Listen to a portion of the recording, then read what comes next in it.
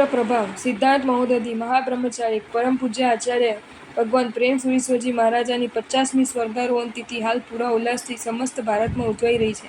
પૂજ્યશ્રીના અનુપમ ચારિત્ર પ્રભાવે જૈન જૈનેતરે ખરા અર્થમાં જૈન શાસનની સ્પર્શના કરવાની સદભાગી બન્યા છે.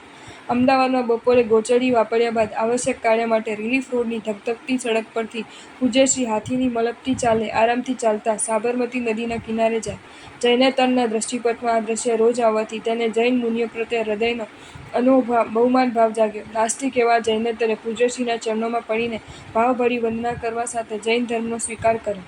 શ્રી જીવાભિગમ સૂત્ર ખૂરપત્તૈવા નારકીના પગ ઢીંચણ સુધી જમીનમાં ખૂંચી જાય તેવી અસ્ત્રાની ધાર જેવી ધરા પૃથ્વી નારકીને દુઃખી કરે છે.